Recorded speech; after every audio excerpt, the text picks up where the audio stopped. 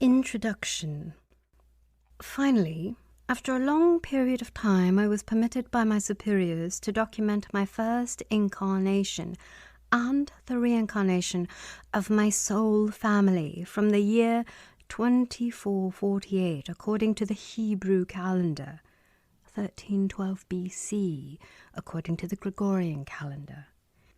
As always, permission from my superiors at TLS, the light system, always comes with more conditions.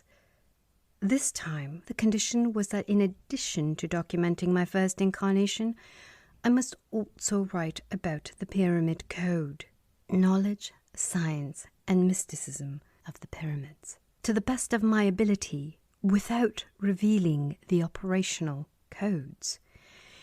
It's difficult for me to even believe that this is happening, and it's even more difficult to understand why they would require this without the code.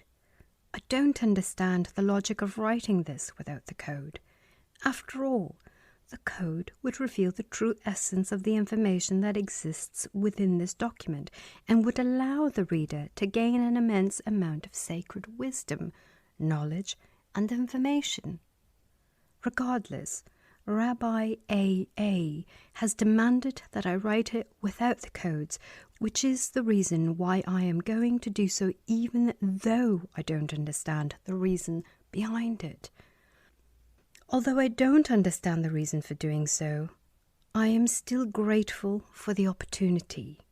I will do my best to document the reincarnations, and I will try to explain the essence of the Pyramid Code with the hope that my memory does not betray me.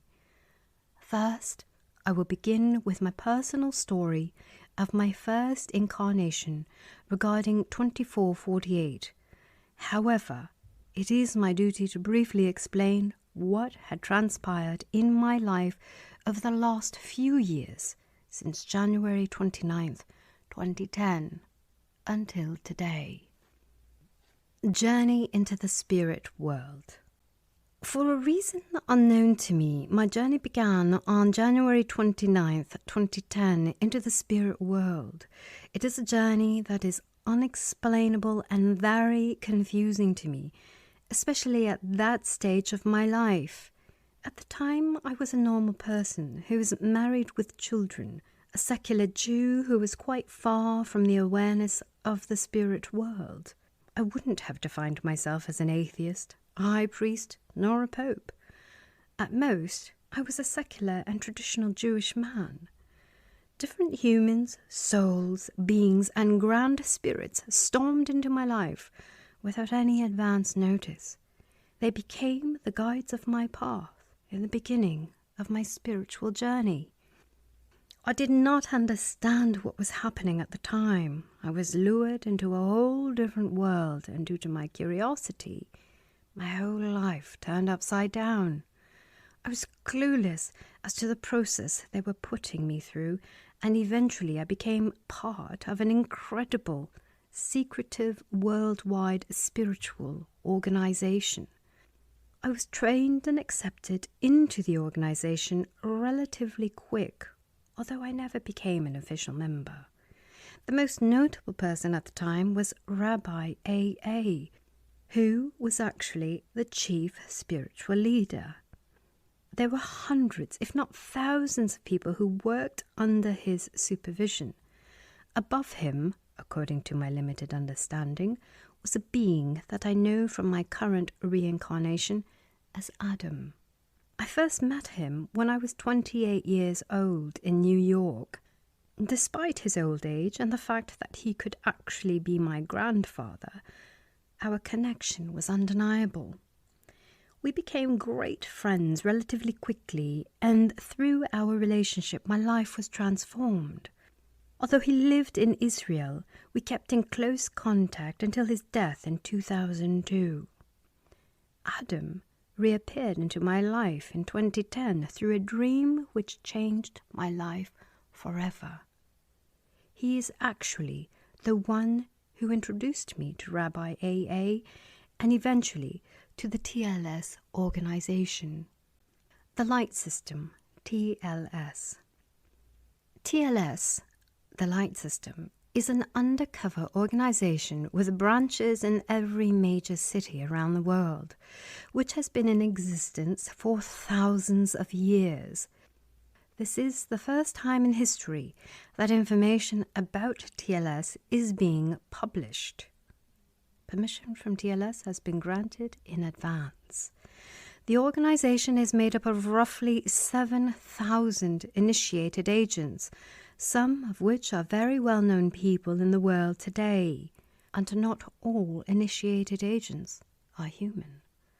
The organization is comprised of all races, religions, genders, and ages.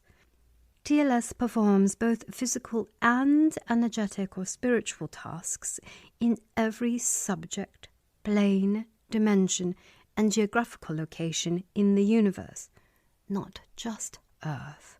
The tasks in most cases are complex group operations. However, there were instances when I was sent on a mission without any backup or support. TLS has possession of extremely high and powerful technology that defies all the laws of physics that is publicly known to modern science. The ultimate goal of the organization is to bring humanity as a whole to a new level of awareness and consciousness. TLS became my family and my home. I began to live a double life, and most of my missions and activities have been done in secret.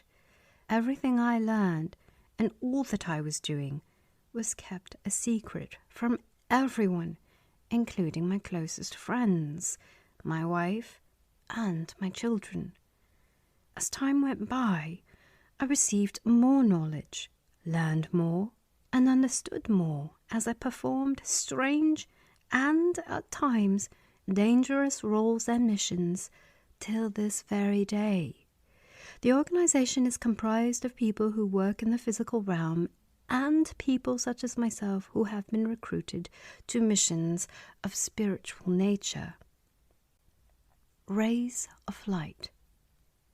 I have documented countless meetings with Rabbi AA and the people of TLS, and over time these documents have been compiled into a printed book known as Rays of Light.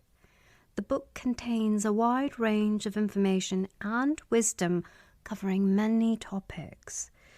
It also contains a considerable amount of personal information about myself as well as a number of other people very close to me, including my wife and my family. Due to the sensitive and personal information that exists within Rays of Light, I am hesitant to publish the book, although all the members of TLS, including Rabbi AA, have pushed me to do so countless times. Despite my hesitation and objection to publish this book, it was made clear to me that the book will eventually be published for the masses. At this point, I just prefer that it is published after my death. Honestly, I do not want to deal with all the questions, as well as the great pressure that will come my way after the book is published. The book, too, is encrypted with a code that is known to very few.